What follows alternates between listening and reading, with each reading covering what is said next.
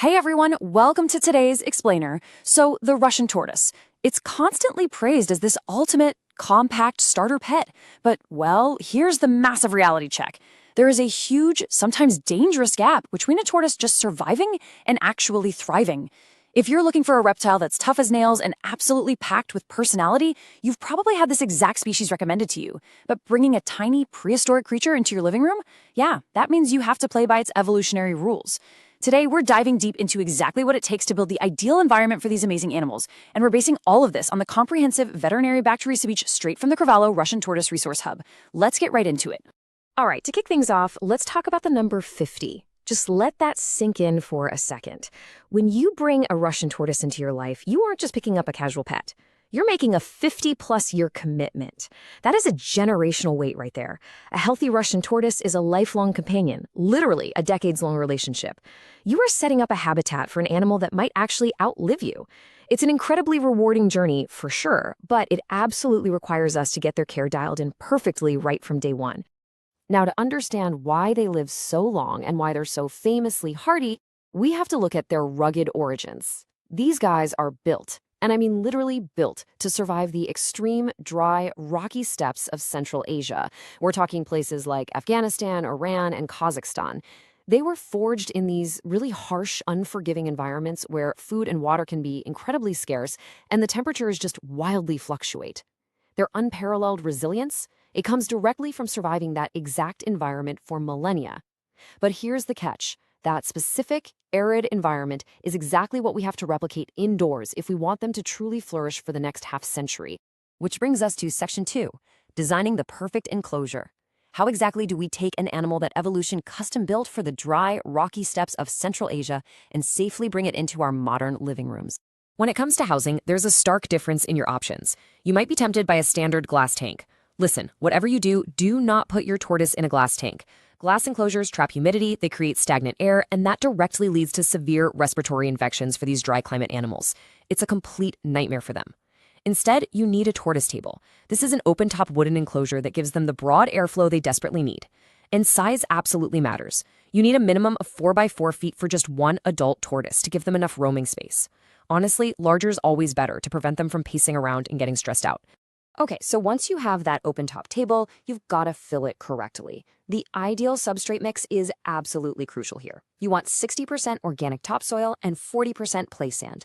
This mix needs to be piled nice and deep, a solid 3 to 4 inches so they can do their natural digging and burrowing. Now, a really strict word of caution here. You must use additive-free topsoil. I mean, no fertilizers, no perlite, and absolutely no moisture retention chemicals. Those things can be highly toxic if your tortoise accidentally swallows them while they're eating. So we've got the table, we've got the deep dirt, but now for the real magic trick. How exactly do you recreate a Central Asian climate indoors?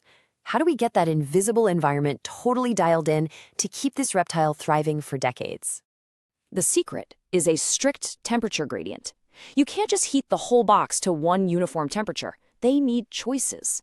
Remember, unlike us mammals, reptiles rely completely on their environment to regulate their internal body temperature. So on one end, you need a hot basking spot hitting between 90 and 95 degrees Fahrenheit. You achieve this best by using a halogen flood bulb, which beautifully replicates the intense, direct solar radiation of their natural habitat. Around that spot, you want a warm side ambient temperature of about 80 to 85 degrees. Now, the opposite end of the table should be your cool side, sitting right around 70 to 75 degrees. That lets them physically escape the heat when they need to.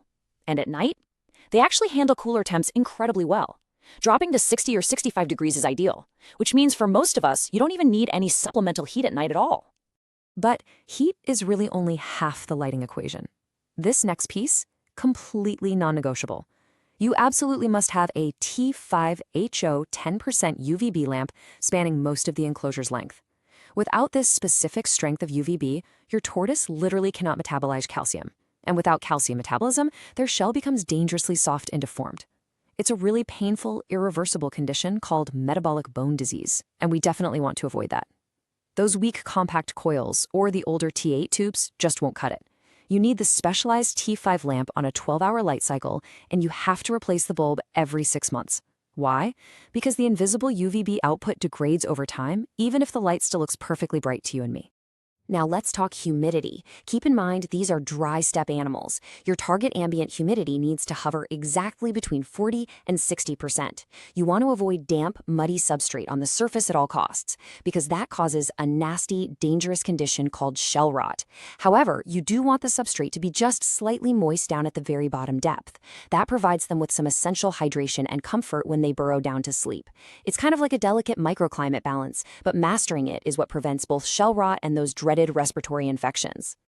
All right, so their home is perfectly dialed in, the airflow's great, the lights are blazing, the dirt is deep. But what fuels a creature that lives for half a century? Let's dive into exactly how to feed your lifelong companion. First and foremost, Russian tortoises are strict herbivores. That means they require a highly specialized, high-fiber diet made up entirely of plants. They simply do not process animal proteins or complex sugars well at all. Oh, and here's a really fantastic pro tip from the Krawlo guides. Always offer their food in the morning, but only after the tortoise has had a chance to fully warm up under their basking light. If they aren't warm, their internal engines just aren't running, and they literally can't digest their food. Kind of makes sense, right? When you break down their diet, 70% of it must be the absolute foundation: orchard grass and Timothy hay. This bulk roughage is what keeps their specialized digestive tracts moving properly. The remaining 30% is where you bring in the leafy greens, things like dandelion greens, endive, escarole, and hey, even cactus pads. And by the way, this completely shatters the popular myth that tortoises should be fed a steady diet of fruit or standard grocery store iceberg lettuce. Sugar totally disrupts their gut flora, so stick to the dry grasses and the safe weeds. But hey, it doesn't stop at greens. There are some mandatory daily essentials you need to keep their biology running smoothly. You've got to dust their food with calcium powder 3 times a week.